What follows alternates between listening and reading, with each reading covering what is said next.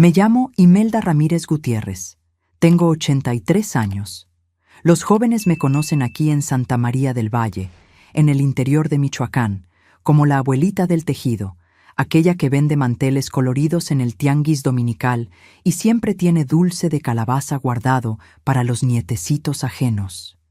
Si miran bien mi cara arrugada, verán a una señora de sonrisa fácil, manos temblorosas por el tiempo y ojos que cargan historias que pocos conseguirían soportar, escuchar hasta el final. Nací en una época en que la mujer no tenía mucha voz, en un pueblito tan pequeño que ni aparecía bien en los mapas.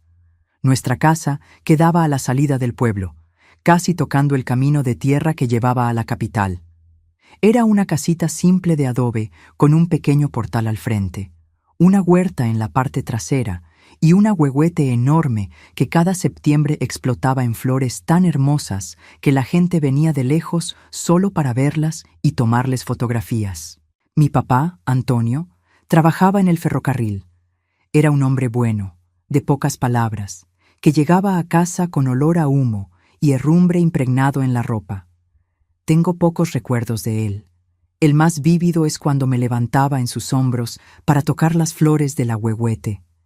Yo debía tener unos 5 años en esa época. Su risa era fuerte, sacudía el pecho y nos hacía reír a todos sin saber el motivo. Una tarde de enero, cuando el calor agrietaba hasta las piedras del patio, 2 hombres del ferrocarril golpearon nuestra puerta. Mamá atendió y vi por su rostro que algo se había roto para siempre. Papá había caído de un vagón, se golpeó la cabeza y ni siquiera llegó vivo al hospital del pueblo vecino. Fue enterrado el mismo día con el uniforme de la compañía ferroviaria en un cajón simple de madera que la empresa pagó en consideración a los buenos servicios prestados. Mamá quedó desorientada, como un pájaro que se choca contra un vidrio y queda aturdido sin saber hacia dónde volar.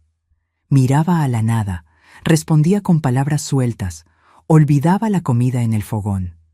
Yo con 7 años y mi hermano Joaquín de apenas 4 no entendíamos bien la magnitud de aquel dolor.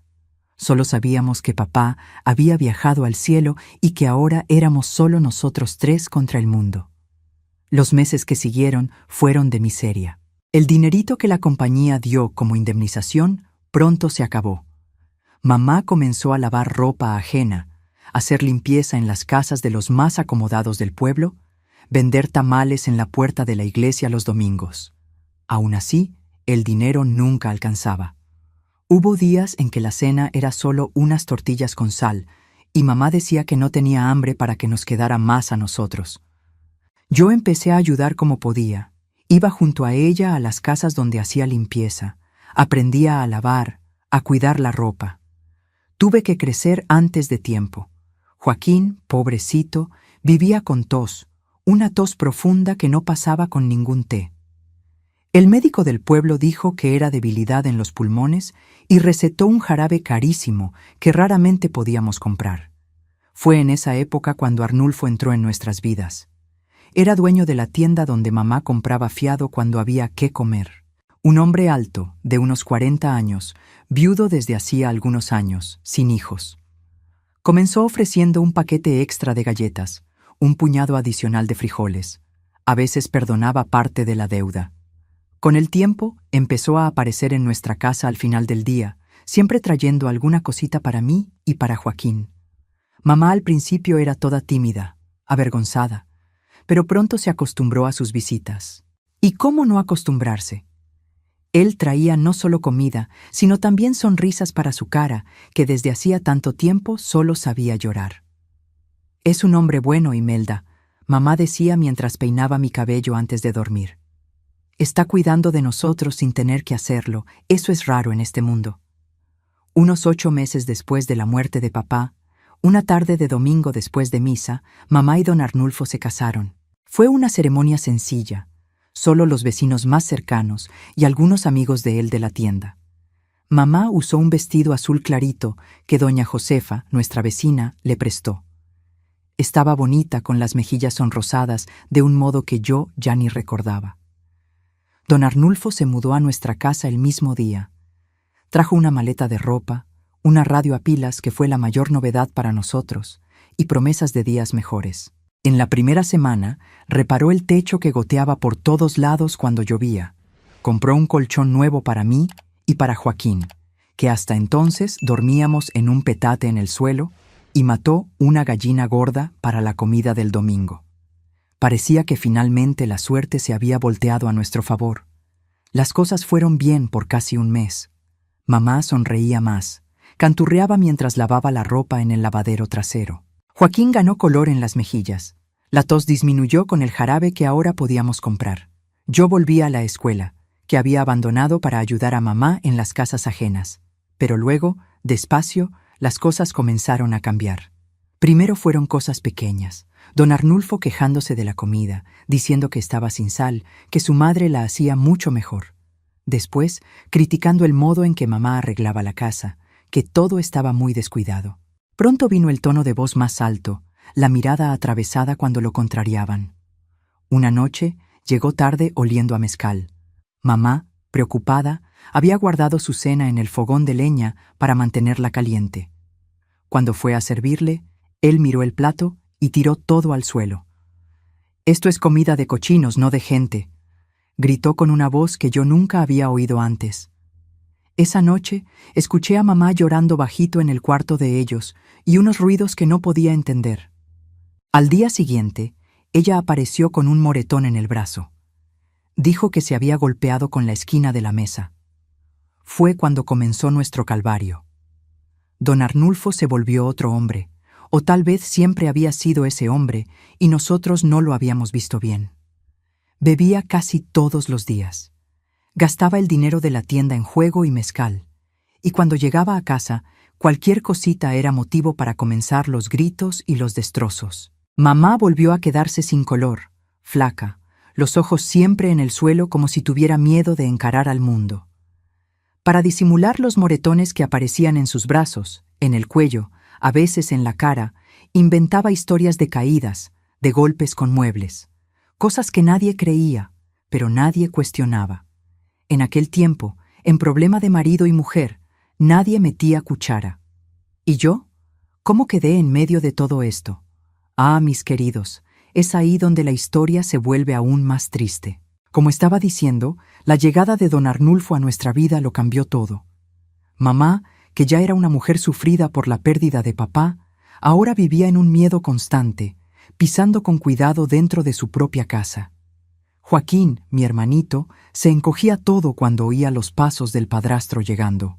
Y yo, a pesar de mis pocos años, ya entendía que aquel hombre no era el protector que necesitábamos. Lo peor comenzó en una noche de mayo, como dije al principio. Mamá había ido a ayudar en el parto de la hija de doña Zulmira, que vivía del otro lado del pueblo. Dijo que se demoraría, tal vez pasaría la noche allá dependiendo de cómo fuera el trabajo de parto. Don Arnulfo llegó más temprano que lo normal, sin olor a mezcal, lo que era raro. Parecía hasta de buen humor, hizo hasta una broma con Joaquín, que rió desconfiado. Después de la cena, que fue tranquila, demasiado tranquila para lo que estábamos acostumbrados, mandó a Joaquín a dormir en el cuartito de atrás, donde guardábamos las herramientas y algunas cosas viejas. «Hoy ya eres hombre, vas a dormir separado de tu hermana», dijo. Joaquín, sin entender bien, pero feliz por ser llamado hombre, obedeció sin cuestionar. Recuerdo que sentí un frío en la barriga, un presentimiento malo que no sabía explicar. Fui a nuestro cuarto, ahora solo mío, y me acosté vestida, con miedo de quitarme la ropa en aquella casa que ya no parecía nuestra. Fingí que dormía cuando oí sus pasos por el pasillo. La puerta se abrió despacio, rechinando en esas bisagras viejas que nunca fueron bien aceitadas. En la oscuridad solo se veía su silueta parada en la puerta, grande, aterradora. Sentí su olor acercándose, una mezcla de tabaco, sudor y algo que solo después, mucho después, entendí que era deseo. Un deseo sucio, prohibido, que ningún hombre debería sentir por una niña de 8 años. «Sé que estás despierta», susurró, sentándose en el borde de mi cama. «El padrastro vino a darte las buenas noches». Sus manos ásperas de trabajo en la tienda comenzaron a pasar por mi cara, por mi cuello, bajando por lugares que me daban vergüenza y miedo. Cerré los ojos con fuerza, rezando todas las oraciones que mamá me había enseñado, implorando para que algún santo o ángel viniera a salvarme. Pero ningún ángel vino aquella noche, ni en las muchas noches que siguieron. Si le cuentas a tu madre, nadie te va a creer, decía antes de salir del cuarto, acomodándose la ropa. Y si te creen, voy a decir que fuiste tú quien pidió, que eres una niña sin vergüenza, y entonces los voy a echar a todos, a tu madre, a tu hermano enfermo y a ti. Van a vivir debajo del puente, a pasar más hambre de la que ya pasaron. ¿Es eso lo que quieres? Yo tragaba el llanto, el asco, el dolor. Aprendí a salir de mi propio cuerpo en las noches en que él aparecía. Fingía que estaba en otro lugar, jugando debajo del ahuehuete con papá aún vivo, o nadando en el río con las otras niñas de la escuela. Era como si flotara por encima de aquella cama, viendo todo suceder con otra persona, no conmigo. En la escuela fui quedando cada vez más callada, más retraída. La maestra, doña Margarida, hasta llamó a mamá para platicar, preocupada con mi comportamiento. Ella, una niña tan viva, tan participativa, dijo, ahora parece que está siempre lejos, con la cabeza en las nubes. Mamá oyó todo callada, prometió hablar conmigo, pero nunca lo hizo. Creo que ella misma estaba demasiado ocupada sobreviviendo a su propio infierno para percibir el mío. Los meses se arrastraban. Cada noche era una lotería. ¿Vendría él? ¿Hoy podría dormir en paz? A veces, cuando mamá estaba en casa, él se comportaba como un padrastro normal. Otras veces, ni la presencia de ella lo impedía. Inventaba excusas para llamarme afuera, al cobertizo, o esperaba que ella se durmiera profundamente, exhausta del trabajo pesado. Comencé a tener problemas que una niña de esa edad no debería tener. Dolores que no sabía explicar, sangrado a veces. No le contaba a nadie, me moría de vergüenza. Lavaba mi ropa a escondidas, enterraba los trapos que usaba para detener la sangre en un rincón del patio, lejos de ojos curiosos. Mi única confidente era Lupita, una muñeca de trapo toda remendada que había sido de mamá cuando era pequeña. Por la noche, cuando conseguía quedarme sola, le contaba todo lo que estaba sucediendo. Lloraba abrazada a aquel cuerpecito flácido de trapos, el único que parecía entender mi dolor sin juzgar. El tiempo fue pasando, y con él mi infancia se fue, tragada por aquel secreto demasiado pesado para que una niña lo cargara. En lugar de la niña alegre que alguna vez fui, crecía una niña desconfiada, de ojos siempre bajos, que se encogía cuando alguien levantaba la voz o hacía un movimiento más brusco. Y mamá, pobrecita, tan envuelta en su propia supervivencia, en aguantar los golpes y patadas, en mantener algún tipo de normalidad para que los vecinos no comentaran, no percibía el infierno silencioso que ocurría bajo el mismo techo. O tal vez, en el fondo, sospechaba, pero no quería ver. A veces, la ceguera es el último refugio de los desesperados. Hasta que un día, cuando yo ya tenía casi 10 años y aquella pesadilla ya duraba casi 2, algo sucedió que lo cambió todo. Mamá llegó más temprano del trabajo. No se sentía bien. Don Arnulfo no esperaba esto. Él estaba en mi cuarto haciendo lo que siempre hacía, cuando oímos la puerta principal abrirse. El pánico en sus ojos en aquel momento fue la única satisfacción que tuve en todos aquellos años de sufrimiento. Por primera vez vi miedo en aquel rostro que solo me había mostrado crueldad. «Quédate quieta», susurró, arreglando su ropa apresuradamente. «Si abres la boca, te mato». Pero aquel día, por obra del destino o de los ángeles que finalmente decidieron escucharme, mamá vino directamente a mi cuarto. Tal vez oyó algún ruido, o tal vez solo quería ver si yo estaba bien antes de acostarse. Cuando abrió la puerta y lo vio saliendo de cerca de mí, acomodándose el cinturón, algo en sus ojos cambió. Fue como si una venda se hubiera caído de repente. «¿Qué estás haciendo en el cuarto de ella?», mamá preguntó, la voz temblando, las manos cerradas en puños. «Nada, mujer. Vine solo a ver si estaba durmiendo bien», respondió él, tratando de pasar junto a ella. Pero mamá no se apartó del camino. Por primera vez desde que él había entrado en nuestras vidas, ella no se encogió, no bajó los ojos. Imelda, me llamó sin quitar los ojos de él. ¿Qué estaba haciendo él aquí? Fue como si una presa se hubiera reventado dentro de mí. Todas las palabras que había tragado por tanto tiempo, todo el miedo, todo el dolor, brotaron de una vez entre sollozos y lágrimas. Conté todo, absolutamente todo. La cara de mamá fue cambiando mientras yo hablaba. Vi cosas pasar por aquellos ojos que nunca había visto antes. Rabia, culpa, horror, asco. Cuando terminé, ella estaba tan pálida que pensé que se desmayaría ahí mismo. «¡Mentirosa del infierno!», gritó don Arnulfo, abalanzándose sobre mí. Pero mamá, aquella mujer frágil que yo creía que no tenía más fuerza ni voluntad de luchar, se arrojó frente a él. Recibió un empujón que la hizo caer, pero se levantó de nuevo, como si una fuerza nueva hubiera nacido dentro de ella. «Si la tocas de nuevo, te mato mientras duermes», dijo con una voz que no parecía la suya. Era demasiado calmada, demasiado fría. Fue la primera vez que vi a don Arnulfo retroceder.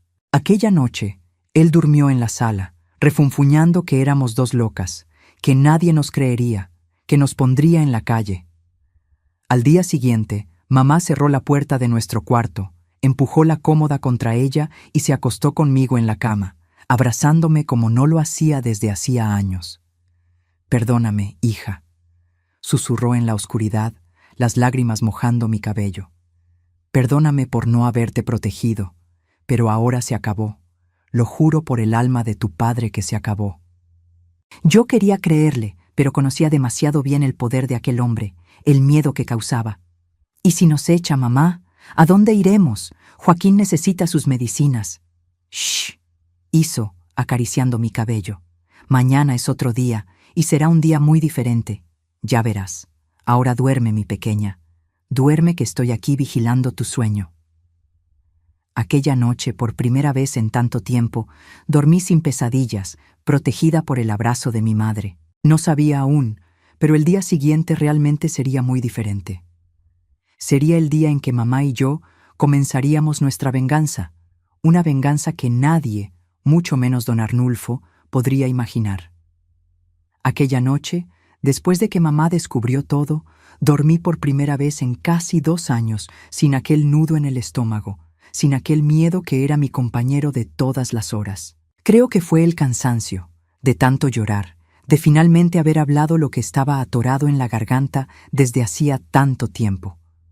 Dormía agarrada a mamá, sintiendo su corazón latiendo fuerte contra mi espalda. Desperté con los primeros rayos de sol entrando por las rendijas de las tablas del cuarto. Mamá ya estaba de pie, arreglada, el cabello recogido en un moño firme que solo usaba en días especiales. Tenía una expresión diferente en el rostro, una calma que yo nunca había visto antes. No era la calma del miedo, de quien baja la cabeza para no recibir más golpes. Era otra cosa, una calma de quien tomó una decisión y no va a dar marcha atrás. «Levántate, Imelda», dijo bajito. «Ve a lavarte y ponte el vestido azul, aquel que usas para ir a misa. Hoy es un día importante». Obedecí sin hacer preguntas. En aquellos tiempos, los niños no cuestionaban la orden de los adultos, mucho menos de la propia madre. Mientras me lavaba con el agua fría de la pileta, oía ruidos en la cocina. Mamá parecía estar preparando un desayuno más elaborado de lo normal. El olor a café fuerte se mezclaba con algo dulce, tal vez pan de elote o pan de maíz. Cuando llegué a la cocina, me sorprendí. La mesa estaba arreglada con el mantel bordado que solo salía en días de visita importante, y había de todo un poco: pan de elote todavía humeante, queso fresco que la vecina nos había dado de regalo la semana anterior, hasta unas rebanadas de chorizo frito que yo ni sabía que teníamos en casa. Don Arnulfo ya estaba sentado, pareciendo confundido con aquella abundancia. «¿Qué es esto, mujer? ¿De dónde salió tanta comida?», preguntó desconfiado, pero ya llenando su plato. Mamá dio una pequeña sonrisa, una sonrisa que no llegaba a los ojos. «Es que hoy hace 2 años que usted está con nosotros. Es una fecha especial, ¿no? Merece una comida especial». Él pareció sorprendido, pero pronto se animó con la idea de ser el centro de atención. Comenzó a comer con gusto, hablando con la boca llena sobre lo bueno que había sido para nosotros su llegada. ¿Cómo seríamos nada sin él? ¿Cómo debíamos estar agradecidas por su bondad de mantener a una viuda y 2 chamacos que ni siquiera eran suyos? Joaquín, que acababa de despertar y entrar en la cocina frotándose los ojos soñolientos, miraba todo con aire de asombro. Mamá hizo un gesto para que se sentara y comiera sin decir nada. «Coma todo, Arnulfo», mamá dijo, llenando de nuevo su plato. «Hice este pan de elote como a usted le gusta, bien dulcecito». Mientras él comía, noté que mamá apenas tocaba la comida. Tomó un sorbito de café, desmigajó un pedazo de pan en el plato, pero no tragó casi nada. Yo tampoco podía comer. Mi estómago estaba anudado solo de mirar su cara del otro lado de la mesa, riendo y presumiendo como si nada hubiera pasado la noche anterior. Después del desayuno, mamá mandó a Joaquín y a mí al patio para cuidar de las gallinas y regar la huerta. Me quedé desconfiada, no quería dejarla sola con él, pero ella aseguró con los ojos que todo estaba bien. Allá por la mitad de la mañana, don Arnulfo comenzó a sentirse mal. Primero se quejó de mareos, de un dolor de barriga fuerte.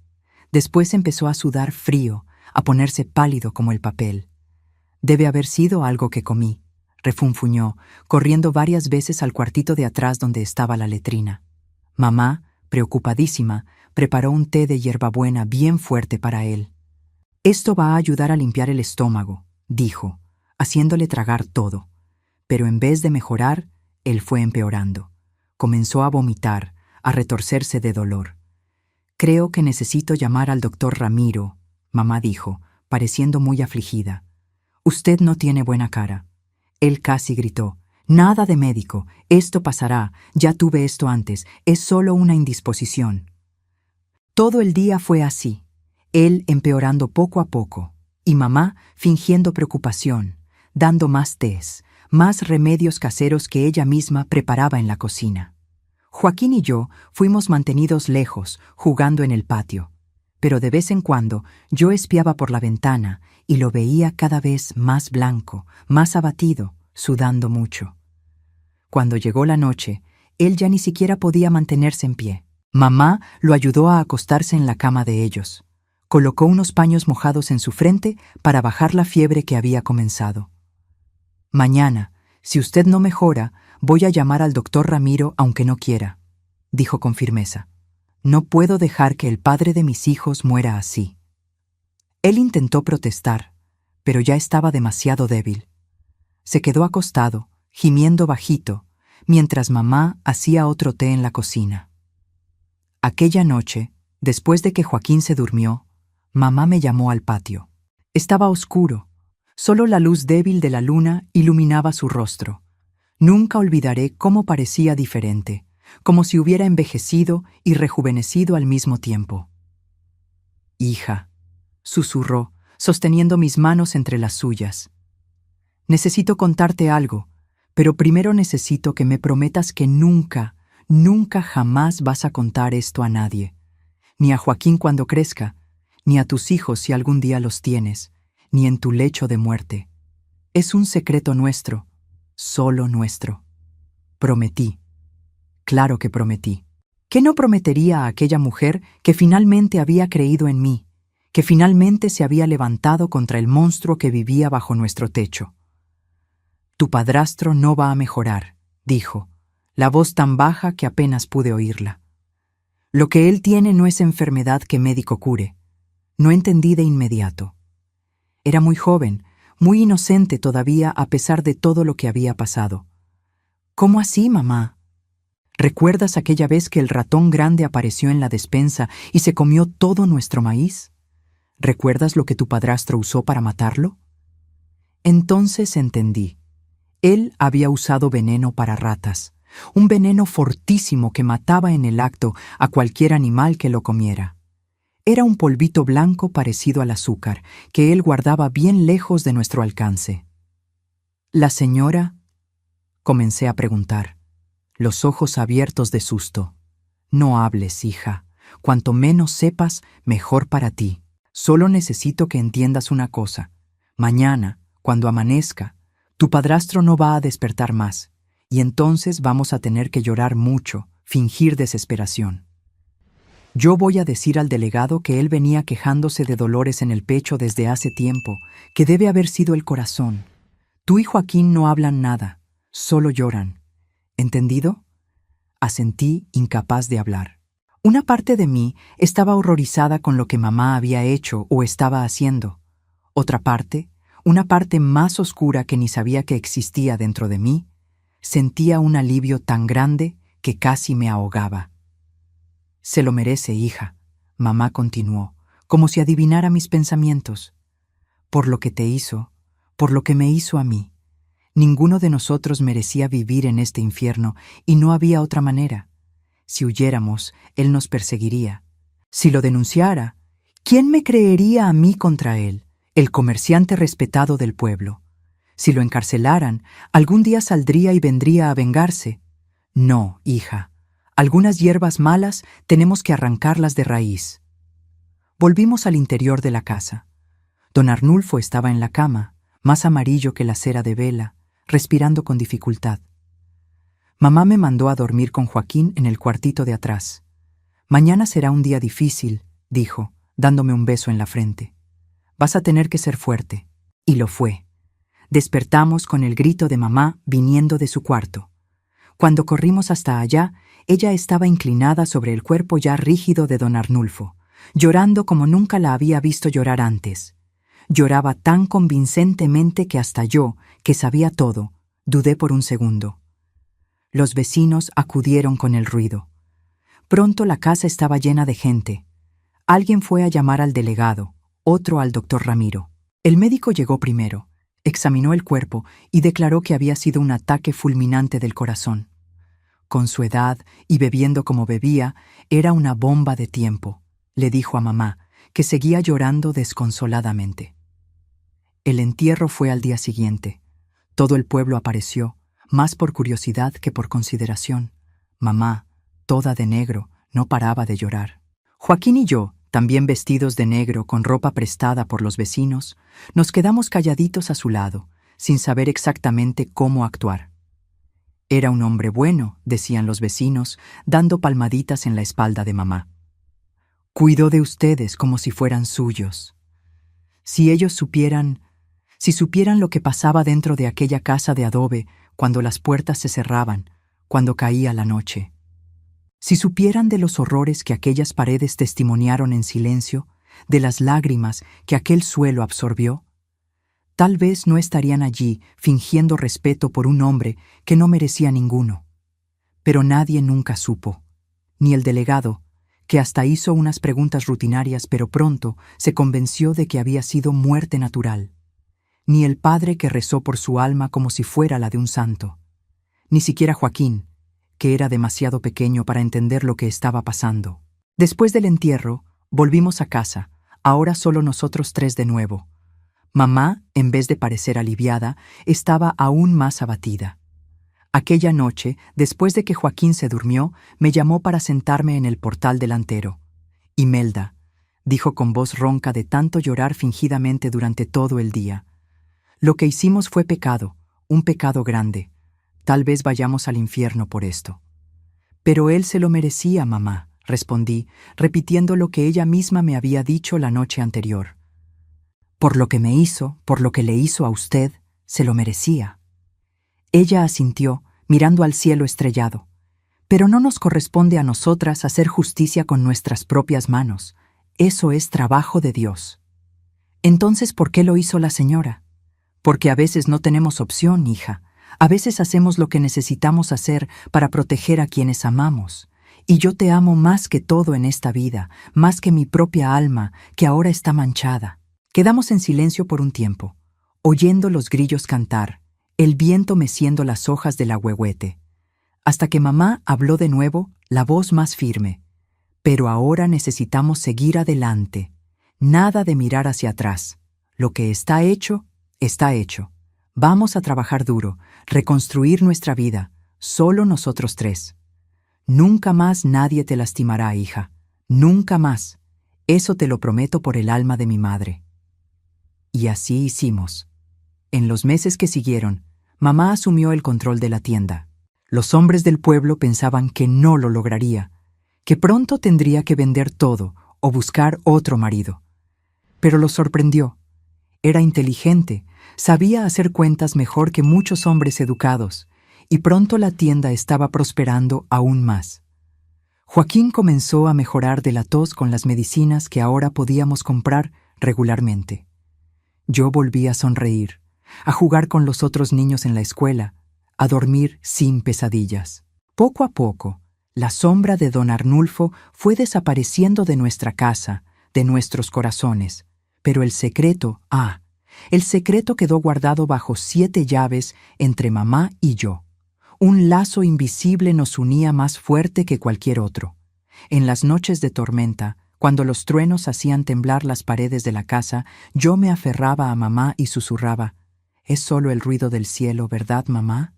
No es él volviendo, ¿verdad?» «No, hija», ella garantizaba, abrazándome fuerte. «Él nunca volverá. Está en un lugar del que nadie regresa». Y yo le creía, porque tenía que creerle, porque la alternativa era vivir con miedo por el resto de mi vida, y yo ya había tenido demasiado miedo para una niña. Con el tiempo fuimos recuperándonos. Hicimos nuevas amistades, reformamos la casa, hasta compramos una vaca lechera que daba la leche más gorda de la región. Mamá fue poniéndose más bonita, más fuerte. Los cabellos que habían comenzado a blanquearse en las puntas por causa del sufrimiento volvieron a ponerse negros y brillantes. La sonrisa, que había desaparecido por tanto tiempo, reapareció. Algunos hombres del pueblo comenzaron a rondar, interesados en la viuda joven y ahora dueña de tienda. Pero mamá mantenía a todos a distancia. «Ya tuve hombre suficiente en esta vida», les decía a las vecinas chismosas. «Ahora solo quiero cuidar de mis hijos y de mi negocio». Y así lo hizo. Nunca más se casó, nunca más dejó a otro hombre entrar en nuestra casa o en nuestra vida. Éramos solo nosotros 3 contra el mundo, y estaba bien así. Joaquín creció fuerte, se convirtió en un muchacho guapo que ayudaba en la tienda y soñaba con ser médico algún día. Yo, con el tiempo, fui cicatrizando por dentro. Las heridas que don Arnulfo había dejado en mí, visibles e invisibles, fueron sanando poco a poco. Nunca completamente. Algunas cicatrices las llevamos por el resto de la vida, pero lo suficiente para seguir adelante, para soñar con un futuro que no fuera solo sobrevivir al hoy, a la noche. A veces todavía me despertaba sudada, el corazón acelerado, creyendo que había oído sus pasos por el pasillo. Me tomaba unos segundos recordar que él ya no estaba allí, que nunca más estaría, que mamá se había encargado de eso a su manera, con aquella fuerza silenciosa que solo entendí muchos años después, cuando yo misma me convertí en madre. Porque el amor de madre, mis queridos, no es solo cariño y canciones de cuna, es también garras y dientes. Es la capacidad de hacer cualquier cosa, hasta lo impensable, para proteger a una cría. Eso fue lo que aprendí en aquellos días terribles en nuestra casa de adobe, donde las noches eran demasiado largas y los días nunca traían alivio suficiente. Hasta que una noche, finalmente, lo trajeron. Los años fueron pasando después de aquella noche que cambió para siempre el curso de nuestras vidas. El pueblo creció, el ahuehuete del patio se volvió aún más majestuoso, y nosotros 3 seguimos adelante, cargando nuestro secreto como quien carga una piedra preciosa y peligrosa al mismo tiempo, con cuidado, escondida de ojos ajenos, pero siempre presente. Yo ya tenía 15 años cuando mamá comenzó a escupir sangre. Al principio disimulaba, se tragaba rápido el pañuelo manchado de rojo cuando me veía, decía que solo era cansancio, que se había mordido la lengua sin querer, pero pronto fue imposible esconderlo. Adelgazó tanto que los vestidos parecían colgados en un perchero de tan holgados. Las mejillas, antes rosadas de salud, se hundieron, dejando los huesos del rostro resaltados como los de una calavera con piel. El doctor Ramiro, ya viejito pero todavía el único médico del pueblo, diagnosticó tuberculosis en estado avanzado. «Necesita ir a la capital a hacer tratamiento», dijo con esa cara que los médicos ponen cuando la situación es grave, pero no quieren asustar al paciente. «Aquí no tenemos recursos». Pero mamá se negó. «No puedo dejar la tienda, No puedo dejar a mis hijos, argumentó, terca como siempre fue. Lo que ella no decía, pero yo sabía en el fondo del corazón, era que también temía alejarse del pueblo por miedo a que, en su ausencia, el fantasma de lo que habíamos hecho volviera para atormentarnos. Fueron meses difíciles. Mamá, siempre tan fuerte, fue consumiéndose poco a poco frente a nosotros. Yo asumí las riendas de la casa y ayudaba en la tienda después de la escuela. Joaquín, con 13 años, también hacía su parte. Teníamos empleados, claro, el negocio había prosperado, pero mamá no confiaba en nadie como confiaba en nosotros. Una tarde de abril, cuando las primeras lluvias del otoño comenzaban a caer, mamá me llamó a su cuarto. Estaba acostada, más pálida que las sábanas, los labios casi azules. Tomó mi mano con una fuerza que no esperaba que todavía tuviera. «Imelda», dijo, la voz apenas un susurro, «necesito contarte algo antes de irme». «No hable así, mamá», respondí, tragando el llanto. «Usted no va a ir a ningún lado, va a mejorar». Ella sonrió, una sonrisa triste que cargaba el peso del mundo. «Las dos sabemos que no, hija. Y está bien, ya viví bastante, ya los vi crecer, ya hice todo lo que necesitaba hacer». Esa pausa, esa mirada que se apagó por un segundo, me dijo que estaba pensando en aquella noche, en aquel secreto que nos unía y nos separaba del resto del mundo. «¿Qué quiere contarme?», pregunté, intentando alejar esos pensamientos. Ella respiró hondo, una respiración entrecortada por la tos que nunca daba tregua. «Es sobre tu padrastro, sobre lo que pasó aquella noche». Me quedé helada. Después de tanto tiempo, era raro que habláramos abiertamente sobre eso. Era como un acuerdo silencioso entre nosotras. El pasado quedó en el pasado, enterrado junto con él. «Aquel té que le di», comenzó, y yo casi me tapé los oídos. No quería oír los detalles, no quería recordar. «No era solo veneno, hija. En verdad casi no tenía veneno, era demasiado débil para matar».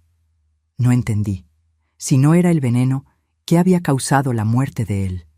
La confusión debe haberse estampado en mi rostro, porque mamá continuó, la voz cada vez más débil.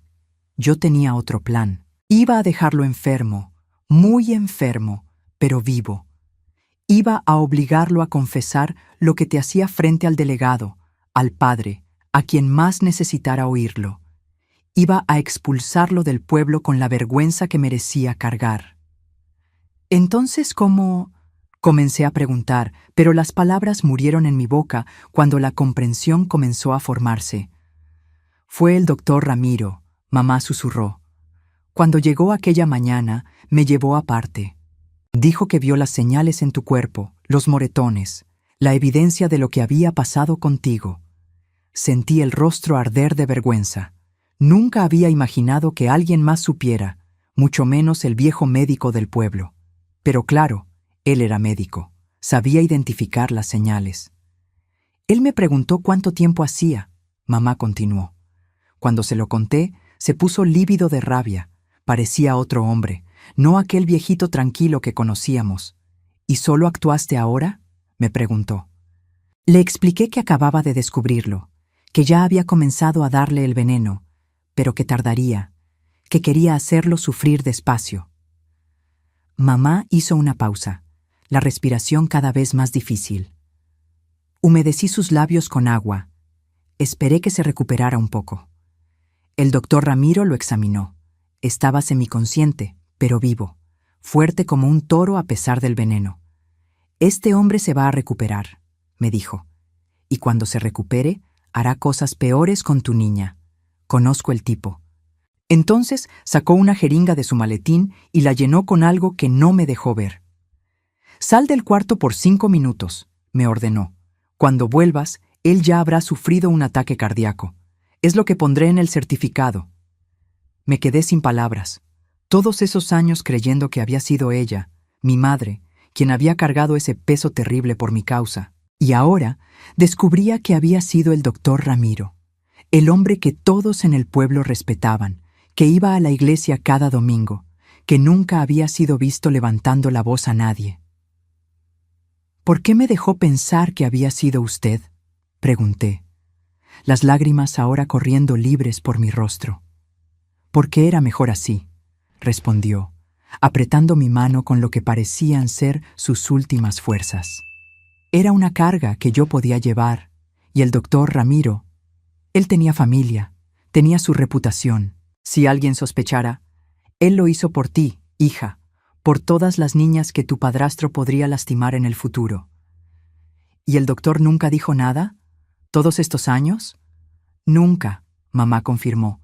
Ni siquiera cuando me consulté con él sobre la tuberculosis. Fingió que nada había pasado. Creo que para él fue un acto de justicia, algo que necesitaba hacer una vez en la vida y después olvidar. Quedamos en silencio por un tiempo. El único sonido era la respiración difícil de ella y la lluvia golpeando en el techo, haciendo aquel ruido que siempre me hacía recordar la noche en que todo comenzó.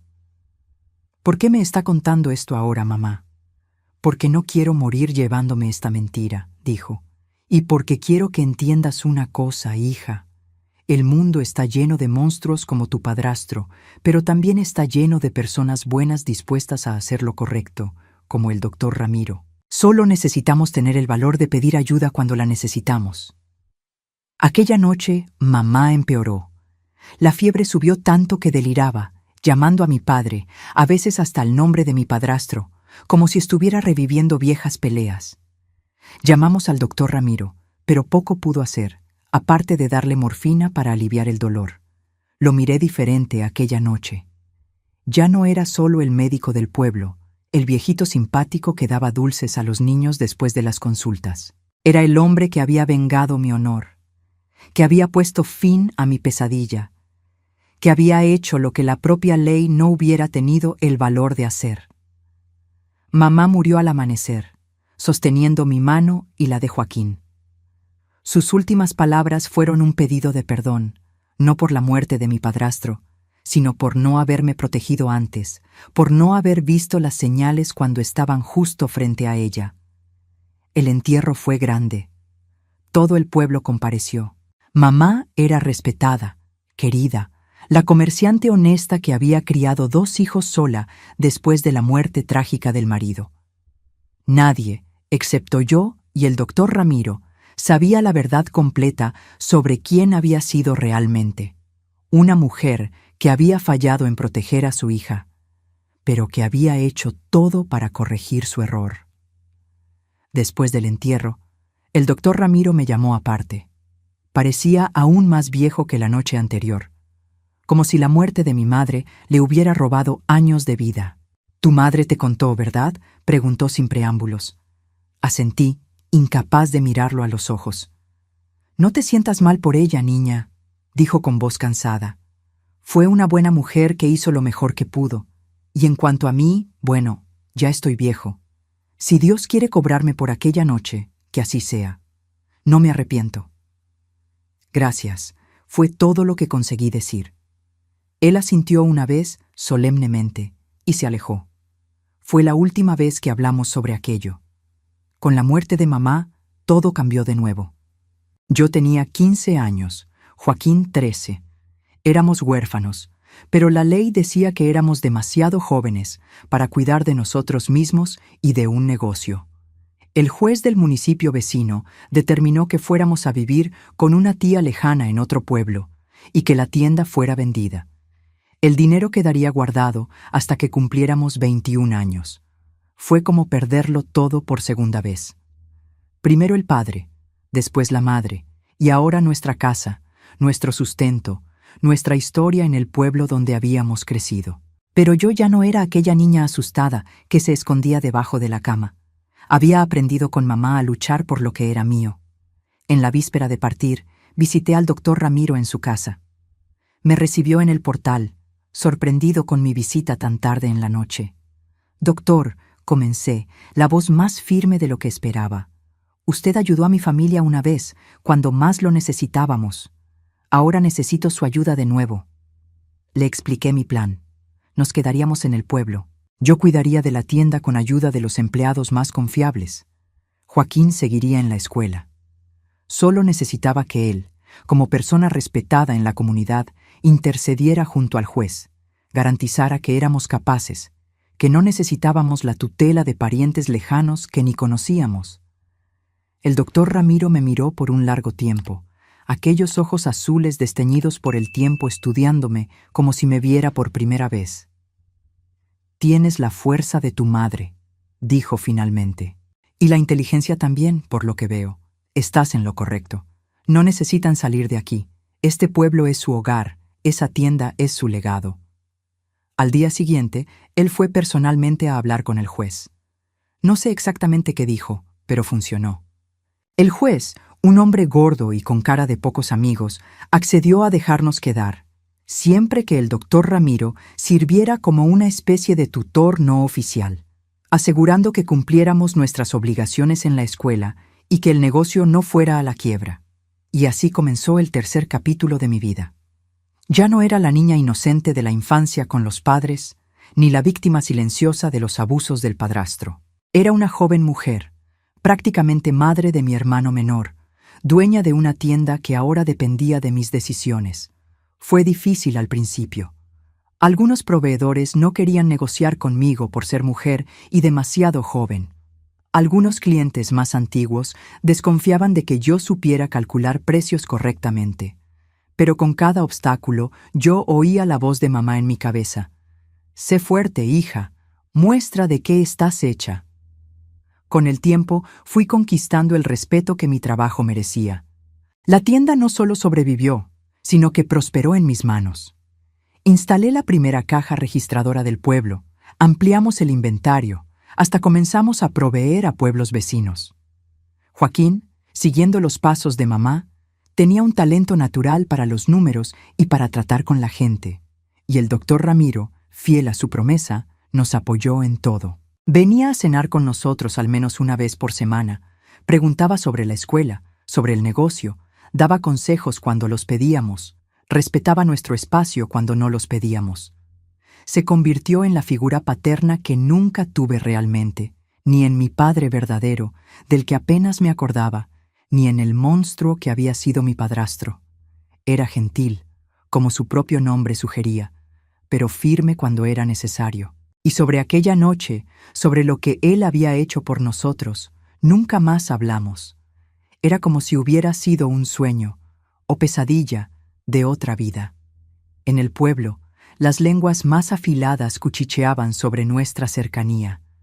«Tan viejo, ella tan joven», decían algunas comadres envidiosas. ¿Será que hay algo más ahí? Pero la mayoría sabía que era una relación de respeto mutuo, casi de abuelo y nieta. Y aunque no lo fuera, después de todo lo que pasé, había aprendido a no dar importancia a chismes de gente desocupada. Los años fueron pasando.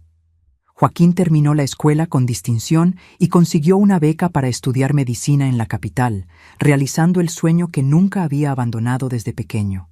Yo me quedé cuidando de la tienda, de la casa, de mi vida que finalmente parecía haber encontrado alguna paz. A veces, en las noches más silenciosas, cuando la lluvia golpeaba en el techo, todavía pensaba en él, en el monstruo que había sido mi padrastro. No con miedo, ya no, sino con una especie de tristeza distante por todo lo que me había robado. La infancia, la inocencia, la confianza en los demás. Pensaba también en mamá, en su fuerza silenciosa, en su amor feroz que había sido capaz de cualquier cosa para protegerme, aunque fuera tarde. Y pensaba en el doctor Ramiro, en aquel acto de justicia que nadie nunca sabría, aparte de nosotros dos.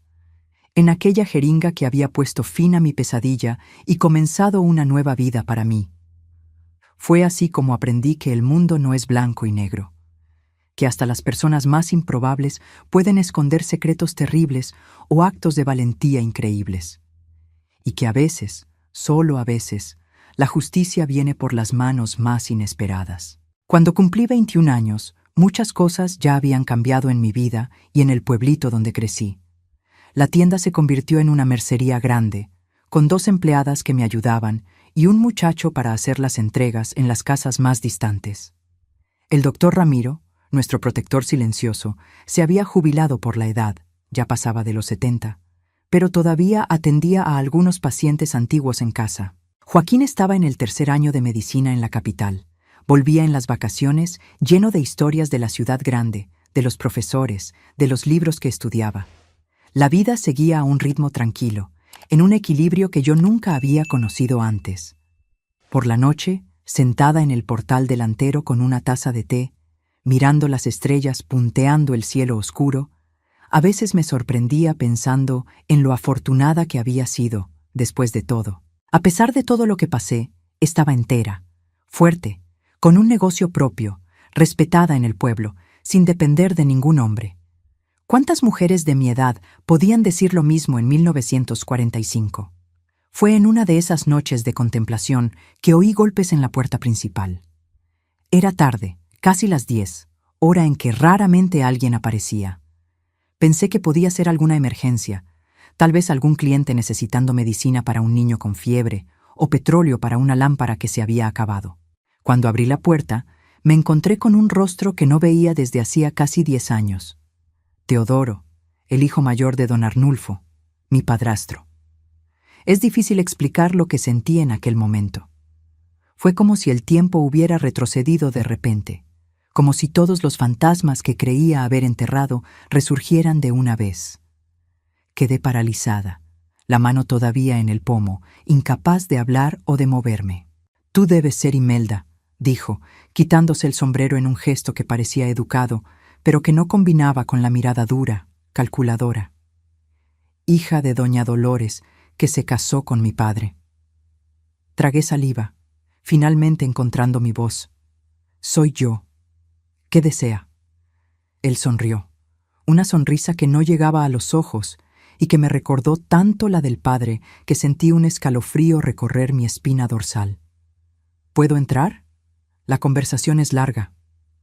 Algo me decía que no lo dejara, que lo mandara a irse, que cerrara la puerta y fingiera que nunca había aparecido.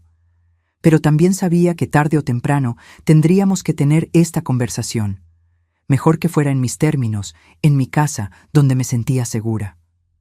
«Entre», dije, dejando la puerta abierta y volviendo a la sala, asegurándome de quedar siempre cerca de la salida, con espacio suficiente entre nosotros. Teodoro entró, mirando alrededor con curiosidad, evaluando la casa que antes había sido de su padre, ahora transformada por mi gusto. Había repintado las paredes, cambiado los muebles viejos por otros más bonitos, colgado cortinas nuevas en las ventanas. Nada recordaba el tiempo en que don Arnulfo vivía allí, y eso era intencional. «Bonita casa», comentó, sentándose en el sillón sin ser invitado, colocando el sombrero en el regazo. «Bonita tienda también. Pasé por allí esta mañana, pero no te vi. Quedé impresionado con el tamaño, con la cantidad de mercancía. Mi padre les dejó un buen negocio». Crucé los brazos, todavía de pie. Su padre no dejó nada. La tienda era pequeña cuando él murió. Apenas alcanzaba para pagar las cuentas. Fue mi madre quien la hizo crecer, y después yo, con nuestro trabajo, nuestro sudor. Él dio una media sonrisa, como si le divirtiera mi indignación. «Claro, claro, no vine a discutir eso. Vine porque supe que mi padre murió hace unos 10 años, y solo ahora me enteré. Estuve fuera del estado mucho tiempo, en Ciudad de México. Volví hace poco. ¿Y qué quiere de mí?» Él suspiró, como si yo estuviera haciendo una conversación simple y necesariamente difícil. «Como hijo legítimo de él, quiero saber exactamente cómo murió, los detalles, y también si dejó algún dinero, alguna herencia». Sentí la sangre helarse en mis venas. Teodoro no había venido por casualidad. Alguien había hablado algo, había levantado sospechas después de todos estos años. O tal vez fuera solo la codicia, el pensamiento de que podría sacar dinero de una mujer sola que administraba un negocio próspero. «Su padre murió de un ataque al corazón», respondí, manteniendo la voz firme. «El doctor Ramiro lo certificó. Fue repentino y no dejó dinero. Lo poco que tenía apenas alcanzó para el entierro». Teodoro me estudió un tiempo, los ojos entrecerrados, como si intentara leer la verdad detrás de mis palabras. «Ataque al corazón. Es curioso. Mi padre tenía el corazón fuerte como un toro. Nunca tuvo problemas. Y la tienda ya daba ganancias en esa época, lo sé». La gente muere, señor Teodoro. A veces, de repente, sin aviso. Su padre bebía mucho, vivía estresado, y la tienda daba poca ganancia. Apenas pagaba las cuentas. Si quiere más detalles, puede hablar con el doctor Ramiro.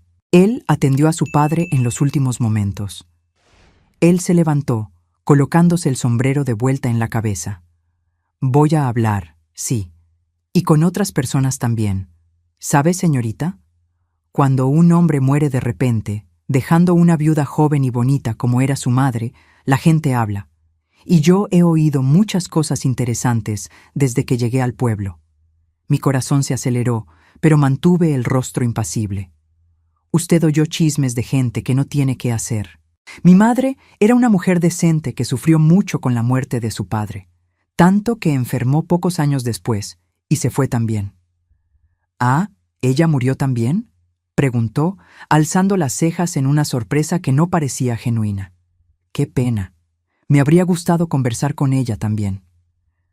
Si no tiene nada más que decir, se está haciendo tarde, dije, indicando la puerta. Él caminó lentamente hasta la salida, pero antes de salir, se volvió una última vez. No hemos terminado esta conversación, doña Imelda.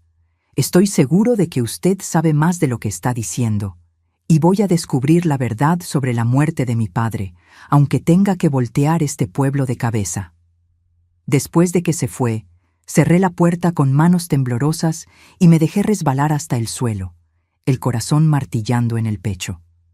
Después de tantos años, el pasado venía a atormentarme en la forma de aquel hombre que tenía los mismos ojos fríos del padre, la misma sonrisa cruel. Aquella noche no dormí. Me quedé pensando en qué hacer, en cómo protegerme, cómo proteger la memoria de mamá, cómo proteger al doctor Ramiro, que había arriesgado todo para acabar con nuestra pesadilla. Si Teodoro comenzaba a hacer preguntas por el pueblo, ¿cuánto tiempo tardaría hasta que alguien mencionara cómo yo parecía asustada en aquella época, cómo tenía marcas inexplicables en el cuerpo, cómo mamá había cambiado del agua al vino después de la muerte de él? A la mañana siguiente, fui directamente a la casa del doctor Ramiro. Él ya estaba sentado en el portal, como siempre hacía en las mañanas soleadas, leyendo su periódico viejo, los lentes en la punta de la nariz. Le conté todo, la visita de Teodoro, las amenazas veladas, el miedo que estaba sintiendo. El doctor me escuchó en silencio, el rostro arrugado más serio que nunca. «Ese hombre va a ser un problema», dijo finalmente, doblando el periódico con cuidado. «Conozco el tipo. No va a desistir fácilmente, especialmente si cree que hay dinero involucrado». «¿Qué vamos a hacer, doctor? Si él sigue indagando, preguntando por ahí...» El doctor Ramiro se quitó los lentes, limpiando los cristales con un pañuelo mientras pensaba. Él sospecha de algo, pero no tiene pruebas. El certificado de defunción está en orden. Fue firmado por mí, un médico respetado. La exhumación después de tanto tiempo no revelaría nada útil. Pero ¿y si alguien habla de las marcas que yo tenía? ¿De la forma como mamá cambió después de aquella noche? La mayoría de la gente ni se acordará de eso, y los que recuerden dudarán en hablar. Era una época diferente. La gente no gustaba de meterse en asuntos de familia. Asentí, tratando de calmarme con aquellas palabras, pero el miedo persistía. Aún así, doctor, él parecía determinado. Dijo que va a voltear el pueblo de cabeza. El doctor Ramiro colocó una mano arrugada sobre la mía, en un gesto paternal que siempre me reconfortaba. Entonces tenemos que actuar primero. Necesitamos hacer que pierda el interés, que se vaya de aquí lo más rápido posible.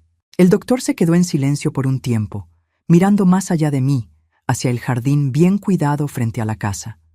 Cuando volvió a hablar, su voz tenía una firmeza que raramente le oía. Él vino tras el dinero, ¿no es cierto? Pues vamos a darle lo que quiere. Una cantidad suficiente para que se vaya y no vuelva más. Pero, doctor, ese dinero sería como admitir culpa, como decir que estamos comprando su silencio. No si lo pensamos bien, niña. Voy a hablar con él. Voy a decirle que su padre tenía una póliza de seguro pequeña que solo ahora, con tu madre fallecida, podemos liberar para el hijo. Voy a hacer que parezca un acto de buena voluntad de nuestra parte, no un soborno. No estaba convencida. Conocía a hombres como Teodoro. Era de la misma sangre del padre. Si olía debilidad, atacaría con más fuerza. ¿Y si no acepta? ¿Si quiere más? El doctor Ramiro sonrió, una sonrisa triste que cargaba el peso de muchos secretos. Entonces pasamos al plan B, pero vamos a intentar el plan A primero. Confía en mí. ¿Y cómo no confiar en el hombre que había arriesgado todo para salvarme? Esa misma tarde, el doctor Ramiro fue a buscar a Teodoro en la pensión donde se hospedaba. Yo me quedé en la tienda, inquieta, incapaz de concentrarme en el trabajo, sobresaltándome cada vez que la puerta se abría, con miedo de que fuera él nuevamente. Ya estaba oscureciendo cuando el doctor Ramiro apareció en la mercería. Por su rostro abatido, supe que las noticias no eran buenas. No aceptó, dijo el doctor en cuanto quedamos a solas en la parte trasera de la tienda. Dijo que sospecha que hubo algo extraño con la muerte de su padre y que un puñado de dinero no lo hará olvidar eso. Dijo que va a hablar con el delegado nuevo, pedir una investigación. Sentí que el suelo huía debajo de mis pies. El delegado nuevo había venido de la capital hacía pocos meses. No conocía a nadie en el pueblo. No tenía las mismas lealtades que el antiguo. Si Teodoro plantaba la semilla de la duda en su cabeza... ¿Y ahora, doctor? ¿Qué vamos a hacer? Ahora vamos al plan B, respondió con una determinación que no combinaba con su apariencia frágil de anciano. Vamos a usar contra él las mismas armas que él quiere usar contra nosotros. ¿Cómo así? El doctor Ramiro se acercó, bajando aún más la voz. Teodoro no es una blanca paloma. Antes de salir del pueblo hace muchos años, estaba involucrado en negocios turbios, juego ilegal, contrabando de alcohol durante la prohibición. Estoy seguro de que en Ciudad de México continuó en el mismo camino. Si comenzamos a hacer las preguntas correctas a las personas correctas, ¿el señor está sugiriendo que lo amenacemos? ¿Que hagamos chantaje? Estoy sugiriendo que le hagamos entender que no es el único que puede escarbar en el pasado, que si quiere guerra, tendrá guerra. Es legítima defensa, Imelda. No podemos dejar que destruya todo lo que hemos construido, que manche la memoria de tu madre, que ponga en riesgo mi reputación en mis últimos años de vida. Yo nunca había visto al doctor Ramiro así, tan feroz, tan determinado. Era como si el médico tranquilo y bondadoso hubiera dado lugar a un guerrero listo para la batalla final. ¿Qué puedo hacer para ayudar?, pregunté, contagiada por aquella determinación. Necesito que vigiles sus movimientos en el pueblo, observes con quién habla, y necesito que escribas a tu hermano en la capital. Joaquín podría descubrir con quién andaba Teodoro por allá, qué tipo de negocios hacía. Así comenzó nuestra silenciosa guerra contra Teodoro. Durante las semanas siguientes, cada uno hizo su parte. Yo observaba discretamente sus movimientos por el pueblo, anotando con quién hablaba, a dónde iba. Joaquín escribió de vuelta con información preciosa. Teodoro había sido arrestado 2 veces en Ciudad de México, una por fraude, otra por agresión. Tenía deudas con personas peligrosas. Había huido de allá justamente por eso. El doctor Ramiro, por su parte, usó sus contactos de toda una vida como médico del pueblo. Habló con el delegado antes de que Teodoro pudiera hacerlo, contando una versión cuidadosamente construida de los hechos. Que Teodoro era un hijo ingrato que había abandonado al padre, que ahora volvía solo interesado en el dinero de la tienda, que en realidad pertenecía a mi madre por derecho, ya que había sido construida con su trabajo. Pero Teodoro no desistía fácilmente. Continuaba por todas partes haciendo preguntas, insinuando cosas. Algunas personas mayores comenzaron a cuchichear, a recordar aquella época, los cambios en mi madre tras la muerte de él, mi comportamiento extraño de niña. Fue cuando el doctor Ramiro decidió que era hora de usar nuestra arma más poderosa. Había descubierto, a través de un antiguo paciente que ahora vivía en la capital, que Teodoro estaba involucrado hasta el cuello con apuestas ilegales en Ciudad de México, que debía dinero a personas muy peligrosas y que había huido al interior justamente para escapar de los cobradores. Una noche, el doctor Ramiro pidió que preparara una cena especial e invitara a Teodoro. Quedé horrorizada con la idea de tenerlo en mi casa nuevamente, pero el doctor garantizó que era necesario.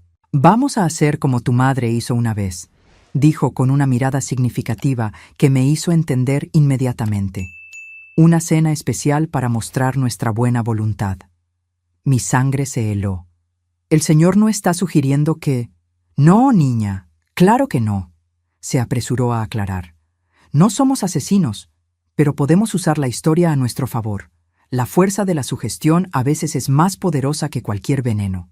Y así, con el corazón en la mano, preparé aquella cena y envié la invitación a Teodoro en la pensión. Para mi sorpresa, aceptó sin demora. Aquella noche, coloqué el mismo mantel bordado que mamá había usado tantos años atrás.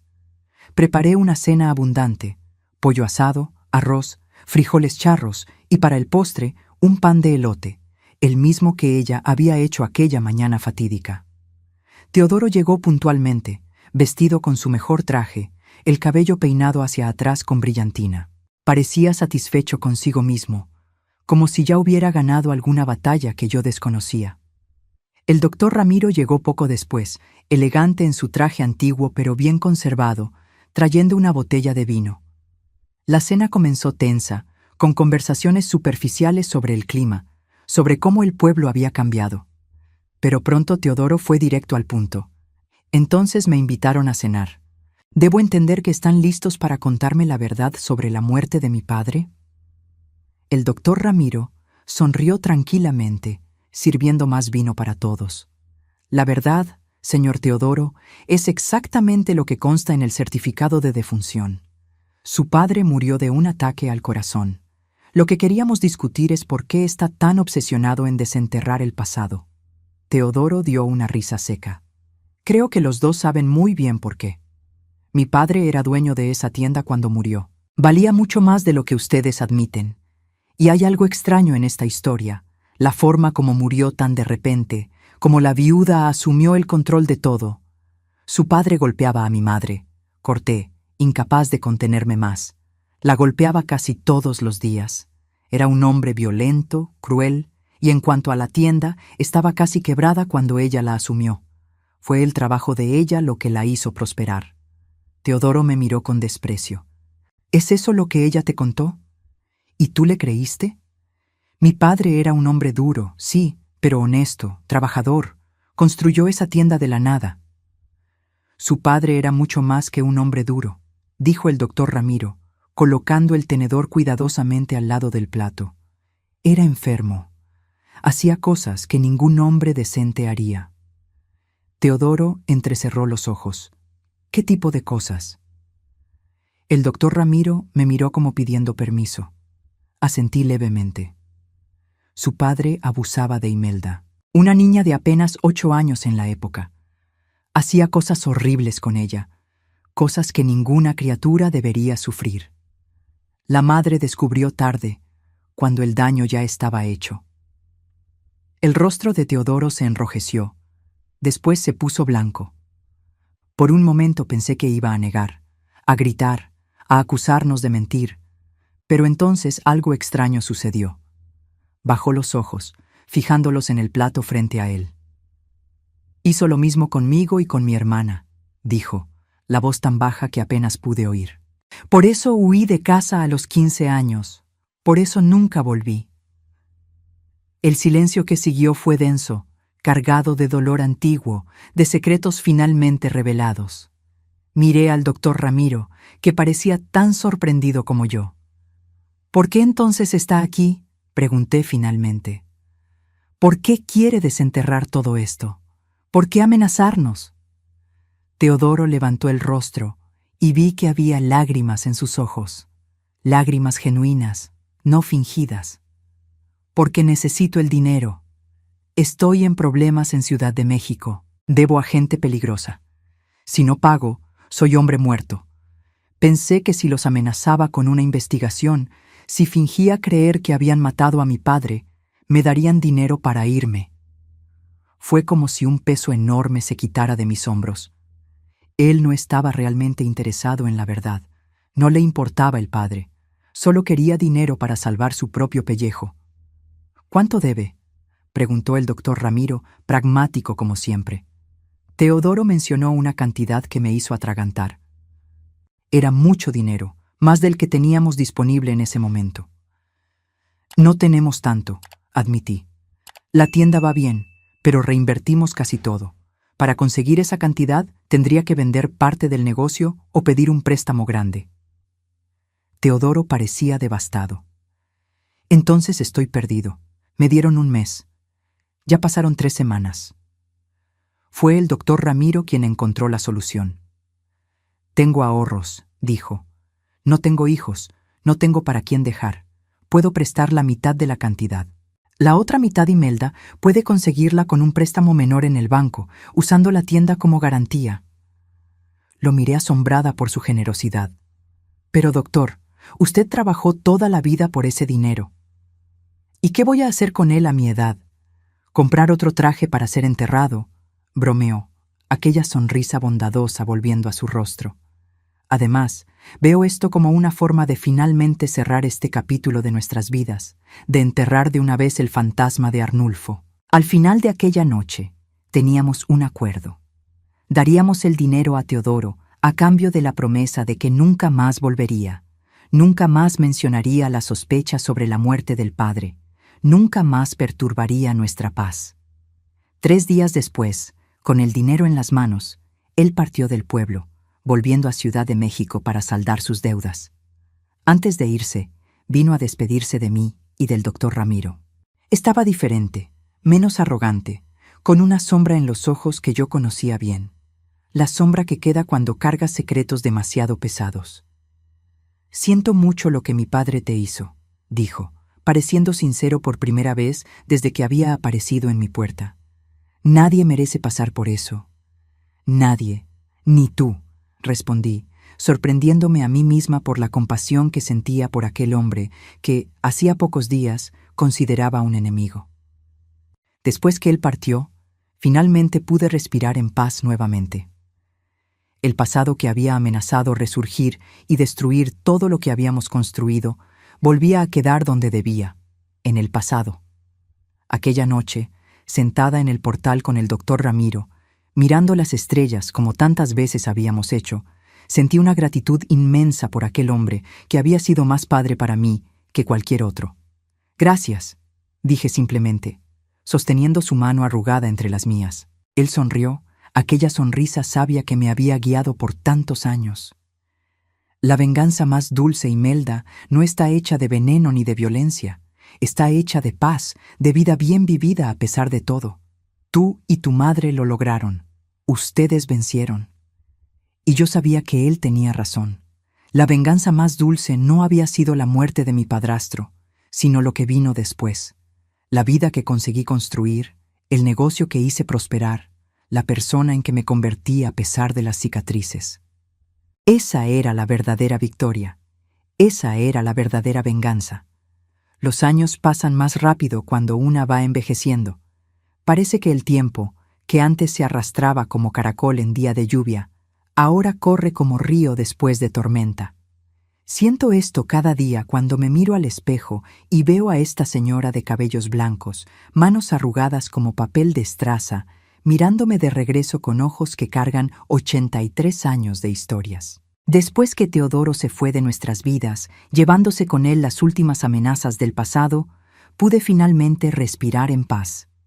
La tienda, que se convirtió en mercería y después en un pequeño mercado, prosperó aún más. Amplié el negocio, construí un almacén en la parte trasera, contraté más empleados. En 1950, cuando el pueblo comenzó a crecer con la llegada de la carretera nueva, fui la primera en tener un refrigerador comercial para vender carnes frescas y lácteos. La gente venía de lejos solo para comprar el queso que guardábamos refrigerado, algo que nadie más tenía por aquellos rumbos. Joaquín se graduó de médico con honores y volvió al pueblo. Abrió el consultorio donde antes era la casa del doctor Ramiro, que infelizmente nos dejó 3 meses antes de la graduación de mi hermano. Fue una pérdida que dolió profundamente, como si estuviera perdiendo a un padre por segunda vez. Se fue durmiendo tranquilo, sin sufrimiento. La víspera había cenado conmigo, como hacía todos los viernes. Antes de irse, sostuvo mi mano más tiempo del normal, como si supiera que era una despedida. «Has hecho todo bien, Imelda», dijo con aquella sonrisa bondadosa que siempre me calmaba. «Tu madre estaría orgullosa». Lo encontraron a la mañana siguiente, acostado en la cama como si estuviera durmiendo, un libro de poesía abierto sobre el pecho. Fue una vida bien vivida, una muerte serena. El tipo de fin que todos deseamos, pero pocos consiguen. Con la vuelta de Joaquín, nuestra pequeña familia estaba completa nuevamente. Él trajo consigo una novia, Cecilia, muchacha de buena familia de Ciudad de México, que había conocido durante la residencia médica. Era una mujer educada, de habla suave, pero opinión firme, que pronto conquistó el respeto del pueblo. Se adaptó bien a la vida en el interior, aprendió a hacer dulces con las señoras mayores, se involucró en la iglesia y en la escuela. Era exactamente lo que mi hermano necesitaba, alguien que entendiera su deseo de ayudar a los demás, de hacer la diferencia. Y yo, bueno, como decían las comadres del pueblo, me estaba quedando solterona. Ya pasaba de los 30 y no tenía marido ni hijos. Algo casi escandaloso en aquella época, en que la mujer solo era considerada completa cuando tenía una alianza en el dedo y al menos media docena de niños alrededor. Pero no me importaban esos comentarios. Después de lo que viví en la infancia, la idea de someterme a un hombre, de compartir mi cama, mi cuerpo, mi intimidad con alguien, me causaba una incomodidad que ni siquiera podía explicar bien. Hasta que el destino, ese bromista que adora sorprendernos, puso a Augusto en mi camino. Llegó al pueblo en 1952 para ser el nuevo maestro de la escuela. Un hombre tranquilo, de casi 40 años, viudo, sin hijos. Tenía un modo torpe con las cosas prácticas de la vida, pero una inteligencia que brillaba cuando hablaba de literatura, de ciencias, de historia. Pronto las madres de las alumnas quedaron encantadas con él, no solo por la apariencia agradable, con aquellos ojos azules que parecían siempre sonreír, sino principalmente por la dedicación con que enseñaba. Nuestro primer encuentro fue en el mercado. Entró buscando cosas específicas para un experimento que quería hacer con los alumnos. Necesitaba bicarbonato, vinagre, colorante alimenticio. Yo misma lo atendí, curiosa sobre aquel hombre nuevo en el pueblo que quería materiales tan poco comunes. «Es para enseñar sobre reacciones químicas», explicó animado, como un niño. «Los niños van a hacer volcanes en miniatura, les va a encantar». Su entusiasmo era contagioso. Acabé no solo separando todo lo que necesitaba, sino también dando sugerencias, contando sobre materiales que había visto en un catálogo de Ciudad de México que podrían ser útiles para otras clases. Antes de que nos diéramos cuenta, ya estaba oscureciendo, y habíamos pasado horas conversando allí mismo en el mostrador del mercado. Después de ese día, él pasó a venir con frecuencia, a veces para comprar algo, a veces solo para conversar. Traía libros que creía que me gustarían, pedía mi opinión sobre los métodos de enseñanza que estaba probando, me contaba historias de la ciudad grande donde había sido profesor antes. Cuando la gente comenzó a comentar sobre nosotros, me asusté. No era eso lo que tenía en mente. No estaba lista para lo que los demás esperaban. Llegué a evitarlo durante algunas semanas, inventando excusas cuando aparecía en el mercado. Un día llegó con un paquete envuelto en papel marrón. «Un regalo», dijo, colocándolo encima del mostrador. «Si no quieres abrirlo ahora, entiendo, pero quería que supieras que respeto tu historia, tu tiempo, tus miedos. No tengo prisa ni expectativas». Abrí el paquete después de que se fue. Era un libro antiguo de poesías de Sor Juana Inés de la Cruz. Dentro, una tarjeta escrita con letra cuidada. «Para cuando quieras volar sin miedo a caer». Aquel gesto, tan simple y al mismo tiempo tan profundo, rompió algo dentro de mí, una barrera que ni sabía que aún existía.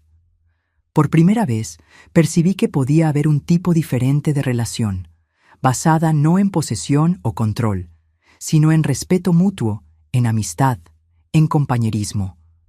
Nuestro romance fue lento, cauteloso, construido con la paciencia de quien ya conoció la prisa y se decepcionó.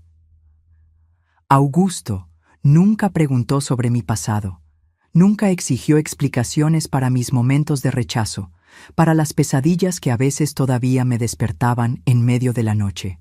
Cuando finalmente le conté todo, una noche estrellada mientras caminábamos por la plaza del pueblo, él simplemente sostuvo mi mano con más firmeza y continuó caminando en silencio. No ofreció consejos baratos, no mostró lástima u horror. Simplemente estuvo allí, a mi lado, una presencia sólida y reconfortante. Nos casamos un domingo de septiembre de 1954, en una ceremonia simple en la iglesia del pueblo. Yo tenía 37 años, él 42. Edad en que muchos ya habían desistido del amor, en que la gente nos llamaba caso perdido. Pero para nosotros era apenas el comienzo. No tuvimos hijos biológicos, tal vez por las cicatrices que cargaba, tal vez por el tiempo que tardamos en encontrarnos. Pero 2 años después de la boda, acogimos en nuestra casa a 2 hermanas huérfanas, María, de 8 años, y Lupe, de 6.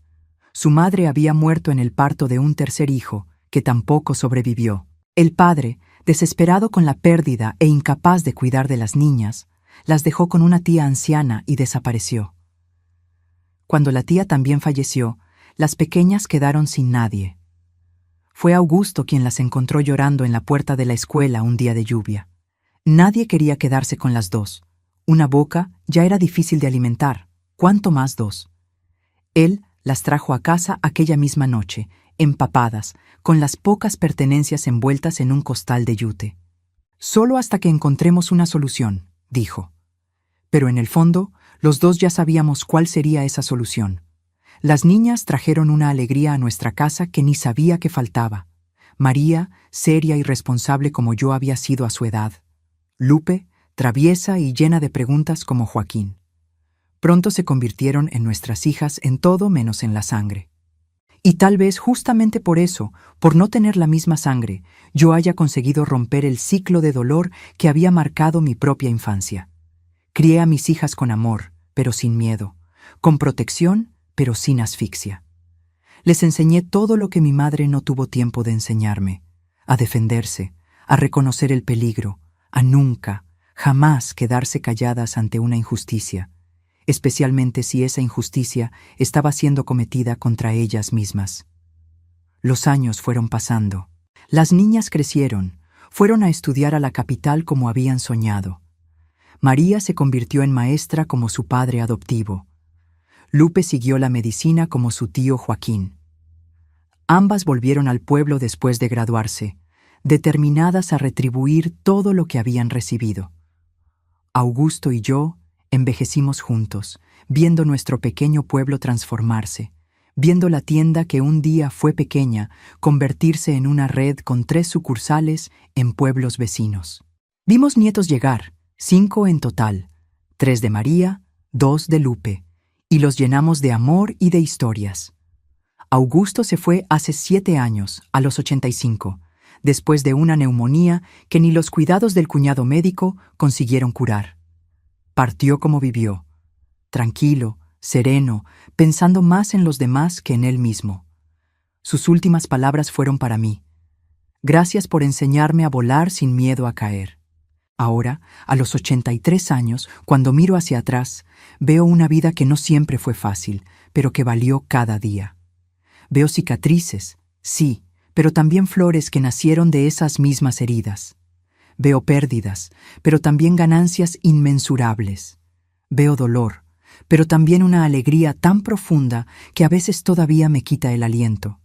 Sentada aquí en el portal de la casa que ahora comparto con María y su familia, viendo a mis bisnietos jugar en el mismo patio donde un día jugué bajo el ahuehuete que sobrevivió a todos nosotros, pienso en la niña que fui. Aquella criatura asustada, escondida en la oscuridad, cargando un secreto demasiado pesado para sus pequeños hombros. Quisiera poder volver en el tiempo y abrazarla, decirle que todo estará bien, que el dolor un día pasará, que conocerá amor verdadero, que tendrá una familia que ama, un trabajo del que se enorgullece, una vida plena a pesar de todo. Pero ya que no puedo hacer eso, hago la segunda mejor cosa: cuento mi historia. La cuento para que otras niñas y niños que estén pasando por lo que pasé sepan que no están solos, que hay esperanza después de la tormenta, que es posible reconstruir la vida de las cenizas, ladrillo por ladrillo, día tras día. La cuento también para que los adultos alrededor de esos niños estén atentos, como mi madre no estuvo durante tanto tiempo, para que vean las señales, los cambios de comportamiento, el miedo en los ojos, y actúen antes de que sea demasiado tarde. Y la cuento para recordar que incluso en las peores situaciones, cuando todo parece perdido, puede haber un doctor Ramiro en algún lugar. Alguien dispuesto a hacer lo que sea necesario para proteger a los inocentes, para garantizar que se haga justicia, aunque sea de formas que los libros de derecho no reconozcan.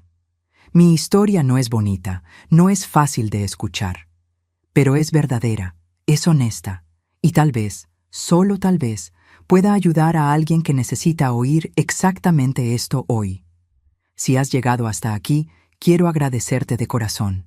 No es fácil escuchar historias como la mía, historias que hablan de dolor, de abusos, de injusticias cometidas contra los más indefensos. Pero al escuchar, ya estás haciendo más de lo que muchos hicieron por mí cuando era niña. Por favor, deja tu comentario ahí abajo. Cuéntame de dónde estás viendo este video. ¿Qué sentiste al oír mi historia? Cada comentario es como un abrazo virtual para esta viejita. Cada mensaje me muestra que ya no estoy sola con mis fantasmas. Da un like también, comparte con quien creas que necesita oír esto. Esta historia puede ser la mano extendida que alguien está necesitando desesperadamente para salvarse. Y suscríbete al canal para no perderte ninguna de las historias que compartimos aquí. Historias reales de superación, de gente común que enfrentó lo extraordinario y sobrevivió para contarlo. Gracias por escucharme, por respetar mis lágrimas, mis silencios, mi dolor. Y principalmente, gracias por ayudarme a transformar todo esto en algo que tal vez, solo tal vez, pueda hacer alguna diferencia en este mundo. Que Dios te bendiga a ti y a tu familia. Y si estás pasando por momentos difíciles ahora, recuerda, la noche más oscura también tiene fin. El sol siempre vuelve a salir.